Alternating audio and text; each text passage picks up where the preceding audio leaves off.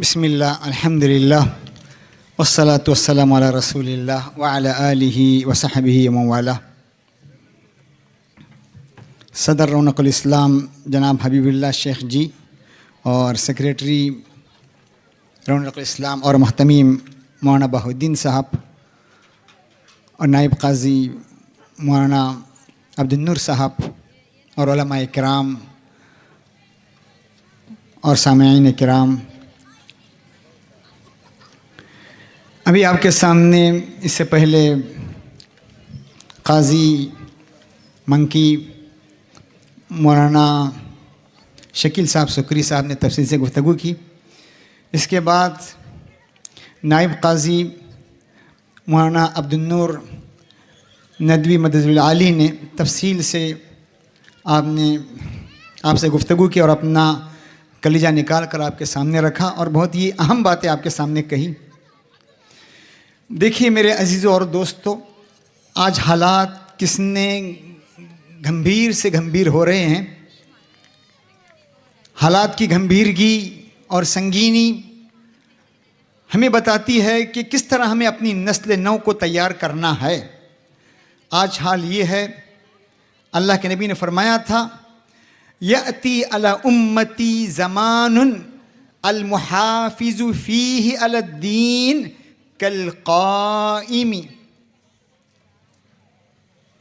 کالقابض علی الجمر۔ میری امت پر ایک ایسا زمانہ آئے گا جس میں دین پر قائم رہنا ایسا ہی ہوگا جیسے ہاتھ میں چنگاری رکھنا۔ ہاتھ میں آگ کی چنگاری آدمی رکھ نہیں سکتا، یہ حال امت کا ہوگا۔ احادیث میں یہاں تک فرمایا گیا ایک زمانہ آئے گا کہ اس میں سب سے اچھا آدمی وہ ہوگا، نیک آدمی وہ سمجھا جائے گا۔ سر عام زنا ہو رہا ہوگا، برے کام ہو رہے ہوں گے۔ آج دنیا کا حال یہی ہے، قانونی اجازت مل رہی ہے زنا کی، قانونی اجازت مل رہی، روک نہیں پاتا کوئی مرد کسی عورت کو، روک نہیں پاتا۔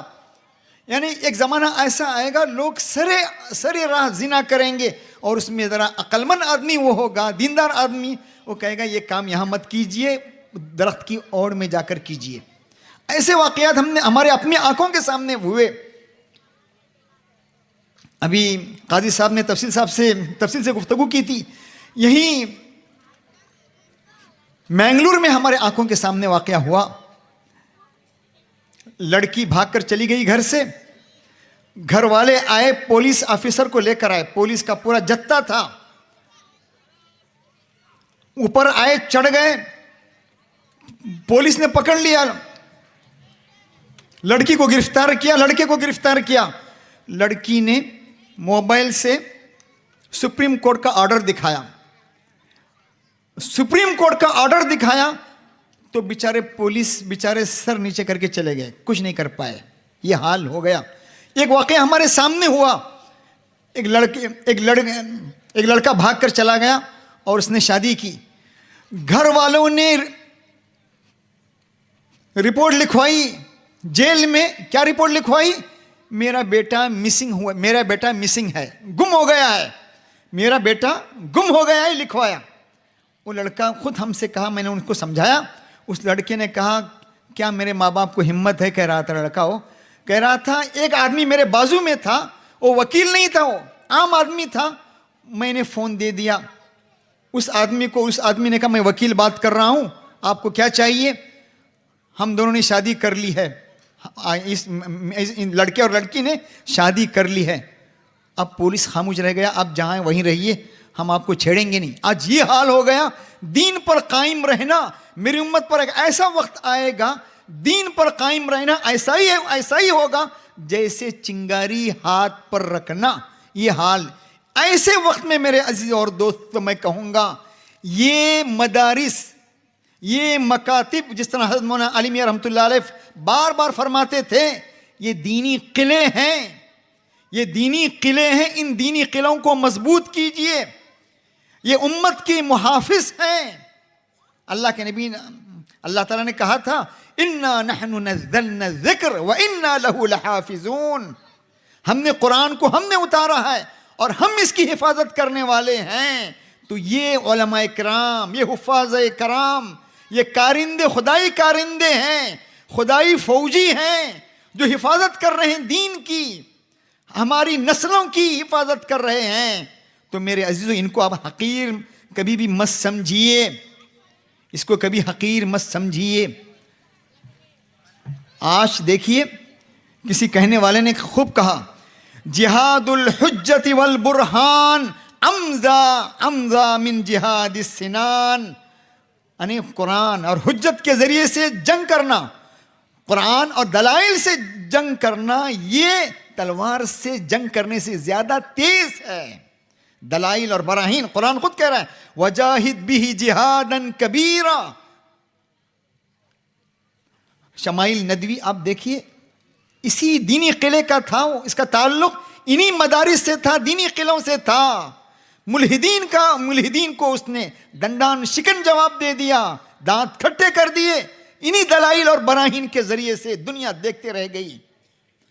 اسی لیے ابن تیمیہ نے کہا تھا ان اللہ ینصر هذه الامہ تارتن بالسنان وتارتن بالحجت والبرہان.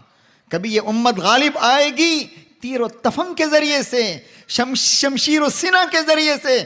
کبھی یہ امت غالب آئے گی دلائل اور براہین کے ذریعے سے. شمائل ندوی نے کر دکھایا اور ہمارے برادران وطن بھی اس سے متاثر ہوئے. ملحدوں نے اپنا جال بچھا رکھا تھا، نوجوان متاثر ہو رہے تھے. انہی قلعوں کے محافظ تھے، انہی مدارس کے قلعوں سے نکلے ہوئے تھے. انہیں آپ حقیر مت سمجھیے، یہ مت سمجھیے یہاں کیا ہوتا ہے، یہ مت سمجھیے یہ دین کے محافظ ہیں، دین کی حفاظت کر رہے ہیں، ہماری نسلوں کی حفاظت کر رہے ہیں. میرے عزیزوں اور دوستوں، ابھی آپ نے ماشاءاللہ مجھے خوشی ہوئی کتنے بعض لوگ ماشاءاللہ حفظ قرآن کی دولت سے مالا مال ہوئے. اس میں ہمارے مولانا حسان ندوی جو یہاں کے اس مدرسے کے جنرل سیکریٹری کے بیٹے ہیں، مولانا بہاؤالدین ندوی کے، اور مولانا سمعان ندوی اس سے پہلے حافظ ہوئے تھے، انجینئر ہیں. میرے عزیزوں ان کے سینوں میں قرآن پاک ہے. آج ہمارے پاس معاف کیجئے گا دین کی وقعت اور دین کا احترام کم ہوتا جا رہا ہے. کسی انڈے پر اللہ کا نام آ گیا، کسی بکرے پر اللہ کا نام آ گیا تو اس کی قیمت ہم لگاتے ہیں 50,000، 2 لاکھ، 3 لاکھ. لیکن جن کے سینے میں پورا قرآن محفوظ ہے، پورا قرآن جن کے سینے میں محفوظ ہے، ان کی ہمارے پاس کیا وقت ہے. میرے عزیزوں غور کیجئے، یہ قرآن پاک ہے. اللہ کے نبی نے دنیا میں بھی ان کو عزت دی. یا ام الناس اقرأہم لکتاب اللہ. قرآن کو پڑھنے والا زیادہ، اس کو امامت میں اس کا زیادہ مستحق اور حقدار وہ ہے. یہی عمر بن خطاب حافظ قرآن کو دنیاوی عہدے دیتے تھے. دنیاوی عہدے بھی، افضلیت اور اسبقیت ان لوگوں کو ہوتی تھی جو قرآن پاک کے حافظ ہوتے تھے. حفاظ کرام غزوے احد میں جب انتقال ہو، لوگ شہید ہو رہے تھے، جب انہیں لحد دینے کا موقع آیا، دفنانے کا موقع آیا، 2 کو دفنایا جا رہا تھا، اللہ کے نبی نے پوچھا کون اس میں حافظ قرآن ہے؟ تو اللہ کے نبی نے حافظ قرآن کو ترجیح دی. موت کے بعد بھی عزت، موت سے پہلے بھی عزت. کورونا میں لوگ مر رہے تھے، وینٹیلیٹر کی کمی ہو رہی تھی، لوگ مر رہے تھے. فتویٰ پوچھا گیا مصر کے ازہر کے علماء سے، وہاں کے مصر کے مفتی اعظم سے فتویٰ پوچھا گیا. یہاں کروڑ پتی بھی ہے، ارب پتی بھی ہے، حافظ قرآن بھی ہے، کن کی جان پہلے بچائی جائے گی؟ کیا کہا مفتی اعظم نے؟ مصر کے مفتی اعظم نے کہا سب سے پہلے حافظ قرآن کی جان بچائی جائے گی، کسی کروڑ پتی اور ارب پتی کی نہیں. یہ عزت دنیا میں بھی ان کو ملی. دنیا میں بھی لوگوں کو دفنایا جا رہا تھا، قبریں کم ہو رہی تھی، تو سب سے پہلے حافظ قرآن کو دفنایا جا رہا تھا عرب ممالک میں. دنیا میں بھی عزت، آخرت میں بھی عزت. اس قرآن کو بقا. یہ قرآن مخلوق نہیں ہے، یہ قرآن خدا کا کلام ہے. وَيَبْقَى وَجْهُ رَبِّكَ ذُو الْجَلَالِ وَالْإِكْرَامِ. ہر چیز کو فنا ہے لیکن قرآن کو فنا نہیں. قرآن اللہ کی صفت ہے. تمام علوم مٹ جائیں گے, ختم ہو جائیں گے, فنا کی گھاٹ اتر جائیں گے, تمام نقوش مٹا دیے جائیں گے علوم کے قرآن کے, لیکن یہ قرآن جنت میں بھی کہا جائے گا, حافظوں سے کہا جائے گا پڑھتا جا, ترقی کرتا جا. وہاں بھی سورہ رحمان پڑھی جا رہی ہوگی, قرآن کی آوازیں سنائی دے گی. تو ایسا کلام ہمارے طلباء اور ہمارے مدارس کے سینوں میں محفوظ ہے. اس کا احترام کیجئے, ان کو رسپیکٹ دیجئے, ان کی عزت کیجئے. ان کو عزت دینا گویا اللہ کے کلام کو عزت دینا ہے. ان کو عزت دینا اللہ کے کلام کو عزت دینا ہے. علامہ ابن قیم نے کتنی اچھی بات لکھی ہے. انہوں نے کہا ہے کہ یہ علماء کرام, یہ مفتیان عظام, کتنی اچھی بات کہی. یہ علماء کرام, یہ مفتیان عظام, یہ خدائی اسٹام ہیں, خدائی اسٹام ہیں. یہ جس پر مہر لگا دیں گے سب کر دیں گے. یہ جائز خدائی مہر ہیں یہ. تو میرے عزیزوں, یہ دینی قلعے ہیں. یہاں سے جو نکل رہے ہیں, یہاں سے جو محافظ نکل رہے ہیں, دین کے محافظ, نسلوں کے محافظ, ان کی قدر کیجئے. اور آپ اپنے بچوں کو اس میں داخل کر دیجئے. آپ اگر چاہتے ہیں, آپ سے قاضی صاحب مولانا عبد النور صاحب نے تفصیل سے بات کہی, کیا حال, اس کی وجوہات بھی بیان کی. میرے عزیزوں, آج ایک بڑی وجہ اس کی یہ ہے, ہم نے ملی تعلیم گاہوں کو منتخب نہیں کیا, دینی تعلیم گاہوں کو منتخب نہیں کیا.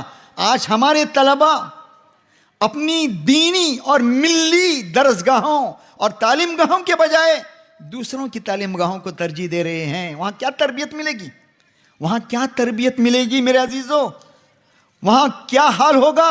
چھوٹے چھوٹے بچوں کو ہم اپنی دے رہے ہیں, وہاں فلاں ادارے غیر ملی اداروں کے حوالے کر رہے ہیں, گویا اس امانت کو سونپ رہے ہیں. یاد رکھیے, یہ غیر ملی ادارے, ان کی تربیت کیسی ہوگی آپ سوچ بھی نہیں سکتے.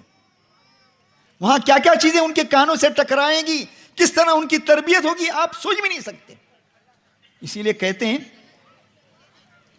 حدیث ہی ہے, ضعیف حدیث ہے, التعلم فی الصغر کالنقش فی الحجر.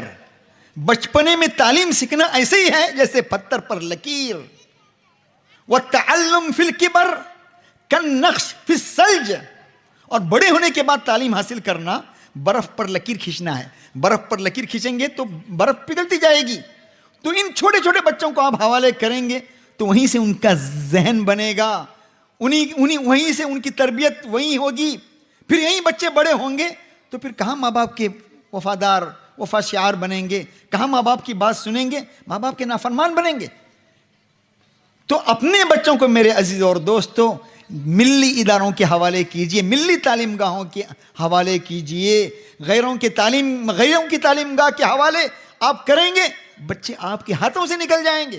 آپ کو تعجب ہوگا, بہت سے برادران وطن, بہت سے ہمارے ہندو بھائی اپنی عورتوں کو انجمن وغیرہ میں داخلہ دلاتے ہیں.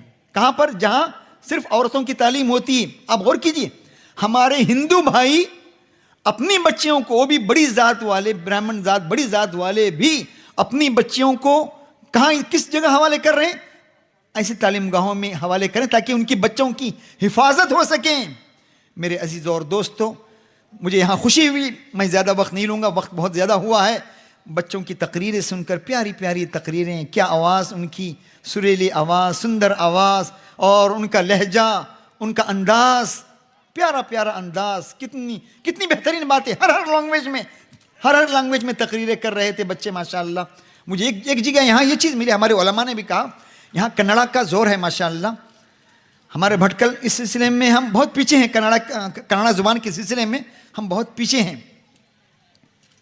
تمل ناڈو ہم گئے ہوئے تھے مولانا عبد المتین منیری صاحب کے سنگ میں, ان کی معیت میں. تو وہاں بھی لوگوں نے بتایا کہ تمل زبان میں مسلمان پیچھے ہیں, تمل زبان میں وہاں پیچھے ہیں مسلمان. اور ہمارے کرناٹکا کے اکثر علاقوں میں بھی کنڑا زبان سے. لیکن یہاں ہم نے دیکھا ماشاءاللہ کنڑا کیسی فر بول رہے تھے بچے ماشاءاللہ. مکالمہ کتنے بہترین انداز میں پیش کر رہے تھے, تقریریں کتنی بہترین انداز میں پیش کر رہے تھے. میرے عزیزوں, اور میں آپ سے کہوں گا اور بھی سیکھیے آپ کنڑا زبان. مولانا ابوالکلام آزاد کی پرورش مکے میں ہوئی. مولانا ابوالکلام آزاد کی ان کی پرورش مکے میں ہوئی. مکے سے جب پہلے کلکتہ آئے، مکے سے سب سے پہلے جب کلکتہ آئے تو انہوں نے وہاں کی زبان بنگالی زبان سیکھی. دیکھا آپ نے زبان کی اہمیت، اپنے وطن کی زبان کی اہمیت، اپنی اسٹیٹ کی زبان کی اہمیت دیکھی. سب سے پہلے انہوں نے یہ زبان سیکھی. اسی لیے حدیث بھی نہیں ہے یہ. بہت سے لوگ حدیث کہتے ہیں من تعلم لغت قوم، یہ اگرچہ موضوعات میں ہے، من تعلم لغت قوم امین مکرہم، جو آدمی کسی قوم کی زبان کو سیکھے گا وہ ان کے مکر اور فریب سے محفوظ رہے گا. اگرچہ اس کو موضوعات میں کہتے ہیں.